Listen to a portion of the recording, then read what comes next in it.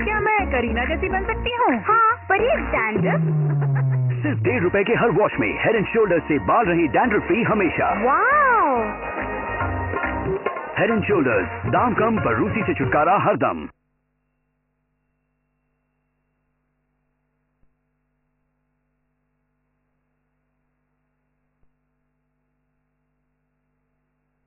एक शानदार शो में जिसका नाम है जग देखी। जग देखी में हम लोग बात करेंगे और जानेंगे कला और संस्कृति के बारे में, क्योंकि हमारा भारत कला और संस्कृति के मामले में बहुत ज़्यादा बड़ा है, बहुत ज़्यादा वृहद है। और हम लोग देखते हैं अक्सर कि यहाँ पर ये हुआ, वहाँ वो हुआ, नाटक हुआ, संगीत हुआ, सब जगह कला और संस्कृति है। और कला और संस्कृति की बात जहाँ बात करते हैं तो वहाँ पर हम बात करते हैं जग देखी।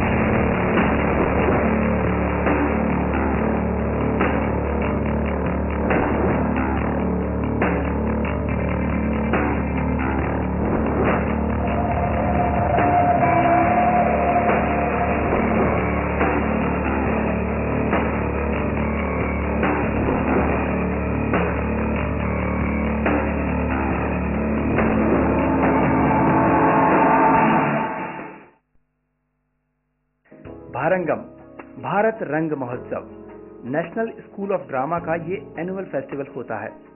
इस बार 15वें भारंगम का आयोजन किया गया।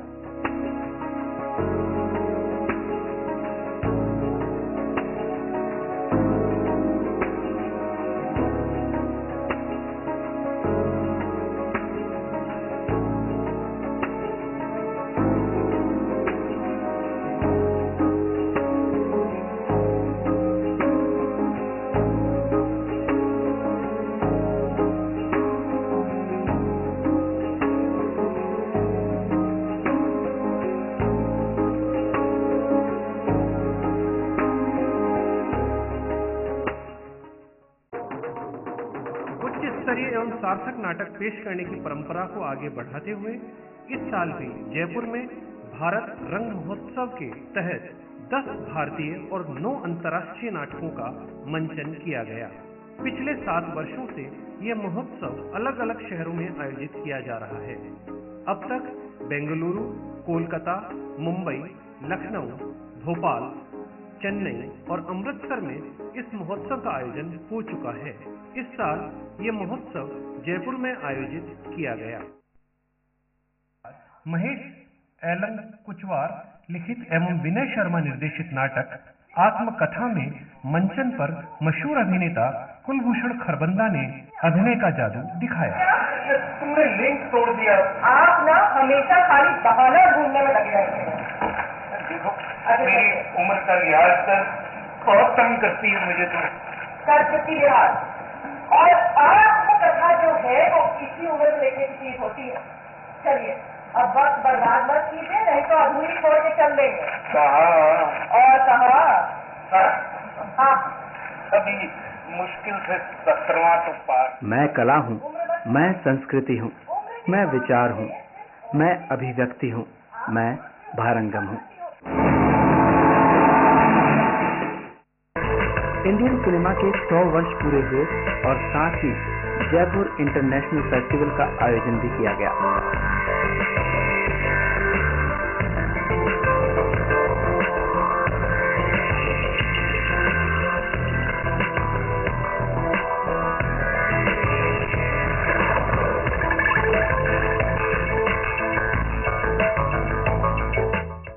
इसमें 90 देशों की 217 फिल्म, डॉक्यूमेंट्री और शॉर्ट फिल्मों की स्क्रीनिंग की गई। साथ ही सेमिनार और वर्कशॉप भी रखी गई। इसमें फिल्म मेकिंग से लेकर कैमरे के अभिनय की बारीकियों पर भी चर्चाएं हुई। इसमें जयप्रकाश चौक से प्रसन्न सिन्हा, इला अरुण, प्रेम चोपड़ा, अरुण दत्त जैसी कई हस्तियों ने अपने अनुभवों को दर्शकों से बांटा। तो चिरमी, अब मैं आ रहा हूँ स्टूडियो की ओर। कार्यक्रम को आगे बढ़ाना भी तो है। मैं हूँ तरुण व्यास और मेरे साथ हैं चिरमी आचार्य। चिरमी, सबसे पहले ये बात करें जग देखी की, तो जग देखी में हमारे दर्शकों को बताइए कि क्या खास होने वाला है। जग देखी कला, संस्कृति, सामाजिक सरोकारों और परंपराओं को जोड़ने का एक प्रयत्न है। जी हाँ, जग देखी में हम लोग दूरदर्शन के नजरिए से नए अंदाज के साथ आपको वो चीजें, वो प्रोग्राम दिखाएंगे कला संस्कृति से जुड़े, जो कि कहीं पर मंचित हो चुके हैं, और उनका लुत्फ हम लोग उठाएंगे जग देखी में। डिग्गी पैलेस में 5 दिवसीय कार्यक्रम जयपुर आर्ट फेस्टिवल की शुरुआत हुई। फेस्टिवल में देश विदेश के कलाकारों ने अपने रंगों और कूंचियों के जरिए कला को कैनवस पर उकेर दिया। इस फेस्टिवल में ब्राजील, नेपाल और रशिया के विदेशी कलाकारों के साथ उत्तर प्रदेश, महाराष्ट्र, गुजरात, केरल और राजस्थान के कुल 150 कलाकारों ने हिस्सा लिया। I'll keep with the atmosphere of the festival and say first of all what a pleasure it is to be here back at Diggi Palace again, which is becoming in a way the center of art and culture and our life in this big city. I congratulate them for throwing open this beautiful place to artists, to writers, to intellectuals and to people like us. आज हम चलेंगे जवाहर कला केंद्र की ओर, जहां पर एक बहुत शानदार सा नाटक होने वाला है जिसका नाम है सराय की एक रात। सराय की एक रात को लिखा है काशीनाथ सिंह ने और इसे निर्देशन किया है मुकेश चतुर्वेदी ने। तो आइए आप और हम देखते हैं सराय की एक रात। चलिए।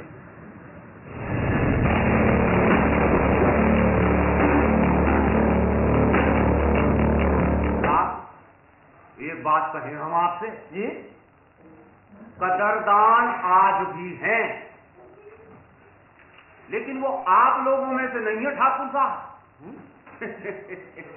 हाजी साहब, अब होंगे भी कहां से?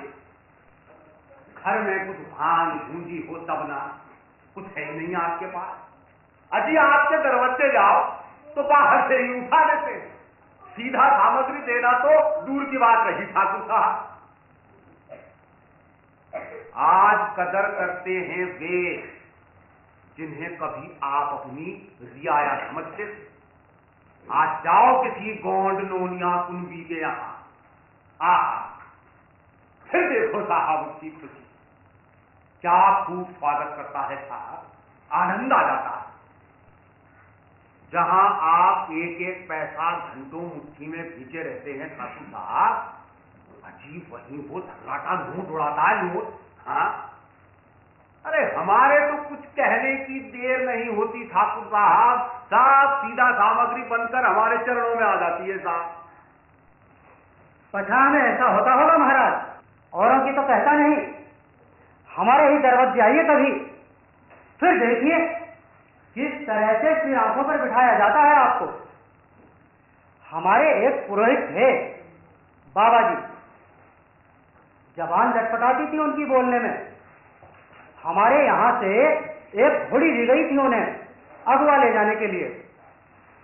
बाबा जी कहते थे जेठ की दोपहरी में जैसे जैसे घाम होता है, लू चलती है, वैसे वैसे नींद बहुत आती है। ठाकुर साहब, अगर आप कहीं से सीधा सामग्री ले आए तो भाई हम भी अलग जगह बिठाकर अब भोजन का प्रबंध कर ले साहब। अलग जगह क्यों बिठाते हैं महाराज? आग तो शुद्ध चीज ही होती है, थोड़े और कंडे गोहरी डालकर इसी जगह में पकड़ ले। अरे ये विचार भी उत्तर है भाई मोहन राम तुम्हारा। हाँ, क्यों ठाकुर साहब, क्या ख्याल है आपका?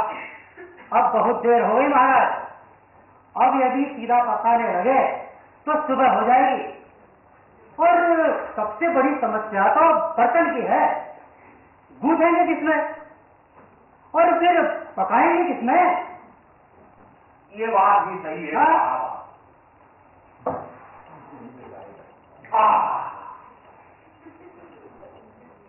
अरे वाह मोहन राम वाह, क्या खूब बातियां देख लेते हो भाई। अरे महाराज, हमारा तो रोज का यही काम ठहरा, ऐसा ही रूखा सूखा पकाकर काम चला लेते हैं। ये क्या रूखा सूखा भाई है? अच्छा मोहन, इन्हें खाओगे किससे? गुड़ है महाराज। अच्छा, देसी होगा? जी महाराज। और हाँ, नमक प्याज भी है। अरे अति उत्तम भाई, जय हो जय हो। अब ऐसी सर्दी में बैठे बैठे क्या करें?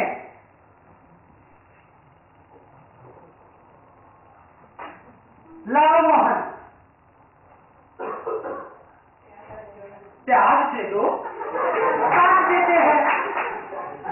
बात से हंसी करते हैं ठाकुर साहब। नहीं महाराज, ऐसा गजब क्यों करते हैं? और मैं भला आपसे प्यास कटवाऊंगा? अरे क्यों संकोच करते हो भाई? अरे सब कह रहे हैं तो दे दो। लाओ लाओ मोहन साहब, प्याज दे दो। अरे लीजिए साहब, काटिए प्याज। जय हो। अरे जय हो। ये मोहन, ये काट दी प्याज हमने।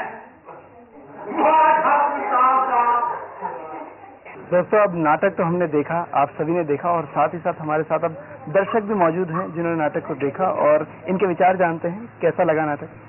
अच्छा था। और एक्चुअली काशीनाथ सिंह मेरे बहुत प्रिय कथाकार हैं और उन्हीं की पढ़ी हुई कहानी को मैं देख के मतलब अभिभूत हूँ यहाँ पे। अच्छा लगा, बहुत अच्छे से सारे कलाकारों ने काम किया है। और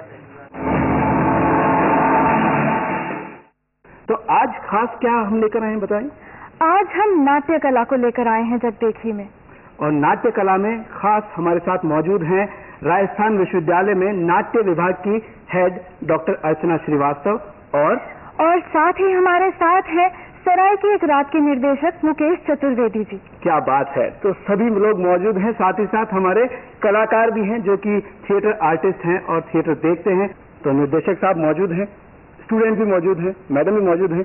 तो सभी दर्शकों को पहले ये दिखाते हैं कि सराय की रात नाटक जो है उसमें क्या क्या हुआ। और तुम चरित्र हो जाएंगे तो दूसरों को क्या दोष देंगे? ये कहते हैं महाराज, गड़बड़ी सचमुच हम ही लोगों में है। हाँ, लेकिन साहब एक बात कहें हम आपसे जी, कदरदान आज भी हैं, लेकिन वो आप लोगों में से नहीं है ठाकुर साहब। हजी साहब, अब होंगे भी कहां से?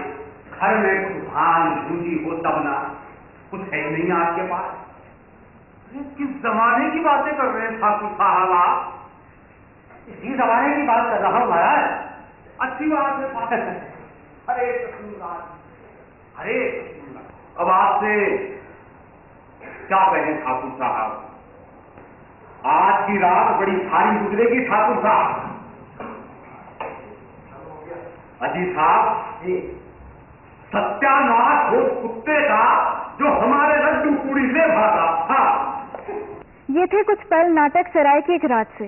तो आइए अब नाट्य विभाग के विद्यार्थियों से पूछते हैं कि इस नाटक की मंच सज्जा, वेशभूषा और प्रकाश व्यवस्था के बारे में वो क्या कहना चाहते हैं। एक कहानी को नाटक में बदलने के लिए किन चुनौतियों का आपको सामना करना पड़ा? देखिए, ऐसा है कि यूं तो देखा जाए तो हर कहानी में कुछ नाटकीय तत्व होते हैं, लेकिन ये जो कहानी थी इसमें मुझे नाटकीय तत्व कुछ अधिक नजर आए। और दरअसल क्या है कि एक आम पाठक जब कहानी पढ़ता है तो एक दूसरे नजरिए से पढ़ता है, लेकिन जब एक रंगकर्मी उस कहानी को पढ़ता है तो वो विजुअलाइज करता है, एक दृश्य उसके दिमाग में बनता है कि अगर ये इसका दृश्य कैसा बन रहा है और अगर ये नाटक हो तो कैसा हो।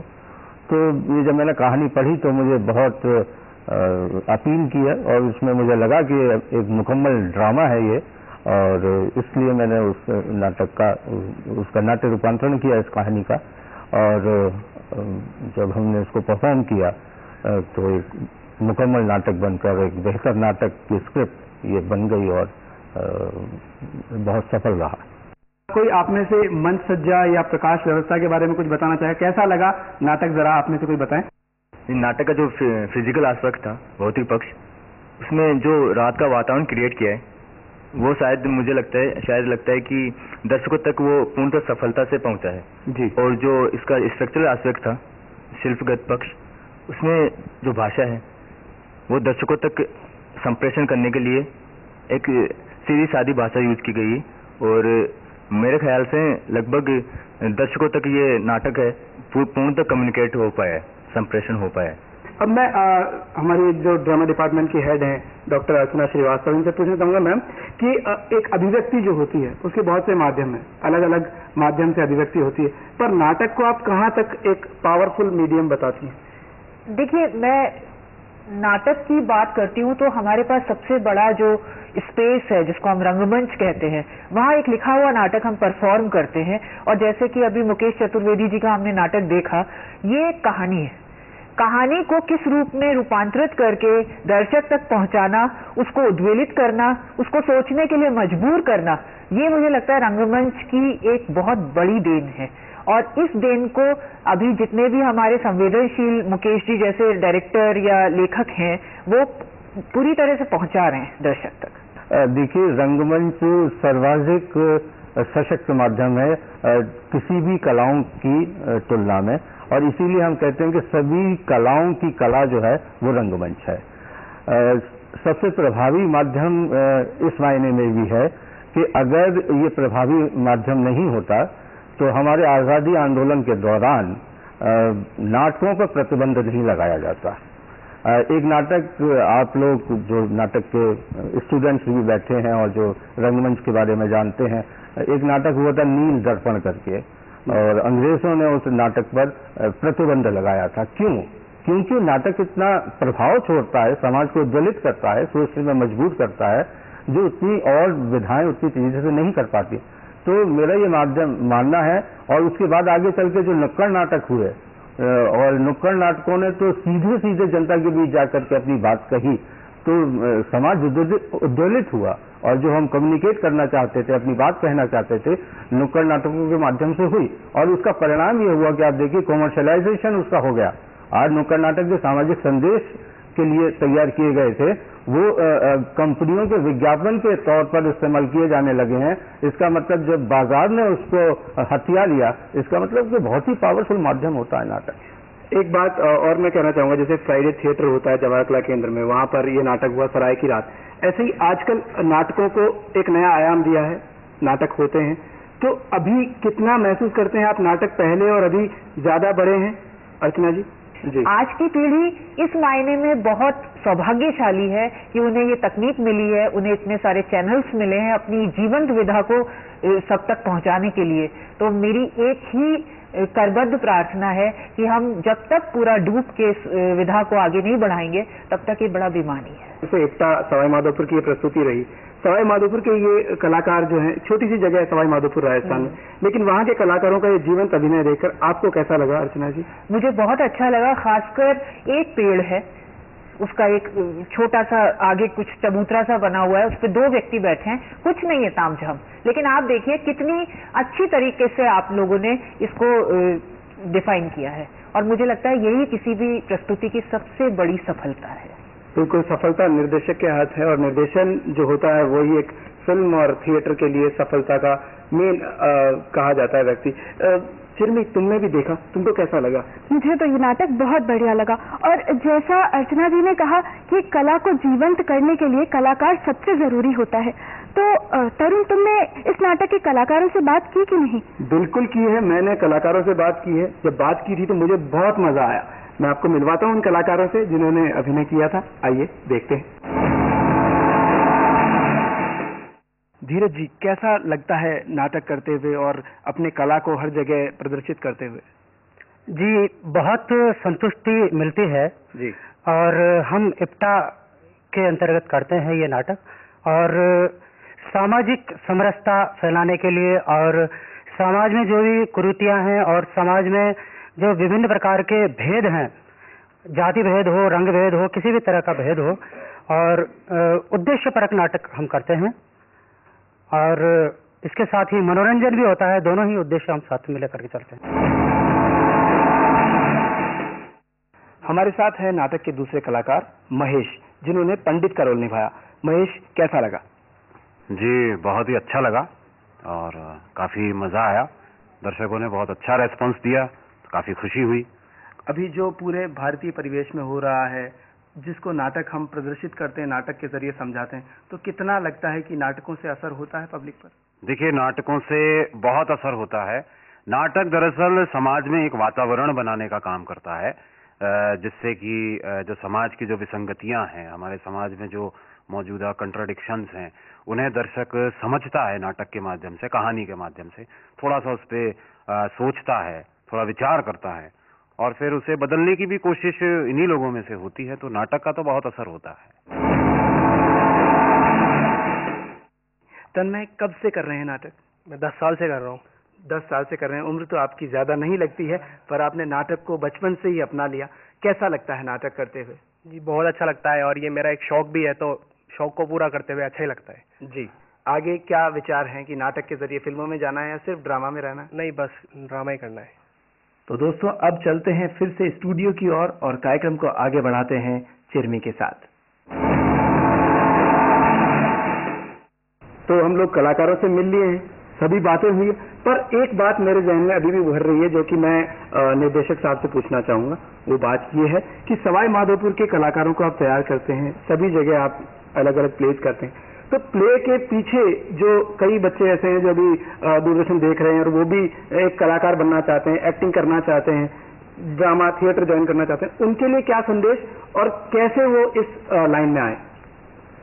देखिए, ऐसा है जैसा कि अर्चना जी ने कहा कि अब नई पीढ़ी बहुत सौभाग्यशाली है कि बहुत सारे साधन हैं, टेक्निक भी बहुत एडवांस टेक्निक हमारे पास है, लेकिन वो जो जज्बा है वो बहुत जरूरी चीज है एक अभिनेता के लिए, एक निर्देशक के लिए, एक रंगकर्मी के लिए।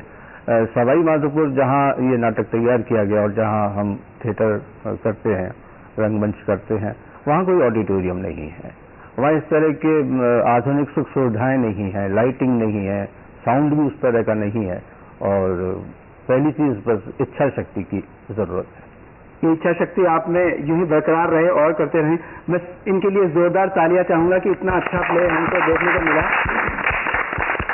और अर्चना मैम, कुछ टिप दीजिए एक्टिंग के लिए, इम्प्रोवाइजेशन के लिए, वॉइस के लिए। पहली टिप तो यही है कि जज्बा, अगर जुनून अपने अंदर है किसी भी चीज को कर गुजरने का, तो दुनिया की हर वो सीख हम अपने अंदर पा लेते हैं जिसकी हमें उस विधा में जरूरत है। दूसरी बात यह कि एक एक्टर को ये सारी चीजें अभ्यास से आती हैं। आप जैसे वॉइस की बात कर रहे हैं या आपके एक्सप्रेशन की बात कर रहे हैं, आप किरदार को किस तरह से जी रहे हैं, क्योंकि मैं ये मानती हूं कि नाटक दिखावा नहीं है, नाटक दिखाने की चीज नहीं है, नाटक क्या है, महसूस करने की चीज। और जिस पल बतौर एक्टर आप उसको महसूस करने लगते हैं, उसी पल आप अपने किरदार को साकार कर देते हैं। तो निश्चित तौर पे बड़ा लंबा अभ्यास है और इसमें वही टिकता है जो फौजियों की तरह से अनुशासन के साथ और स्व प्रेरणा से कार्य करता है। डॉक्टर अर्चना श्रीवास्तव जी और मुकेश चतुर्वेदी जी, आपका बहुत बहुत शुक्रिया और साथ ही साथ सभी पधारे हुए कलाकारों का। और अगर आपको कोई सुझाव देना है जग देखी के बारे में तो आप हमें लिख सकते हैं, बता सकते हैं। जग देखी, दूरदर्शन केंद्र, झालाना डोंगरी, जयपुर, ये हमारा एड्रेस है। तो अब अगली बार फिर से मुलाकात होगी जग देखी में, तब तक इंतजार कीजिए, स्वस्थ रहिए, मस्त रहिए और कला संस्कृति से जुड़े रहिए। अब इजाजत दीजिए तरुण व्यास को, चिरमी आचार्य को। नमस्कार।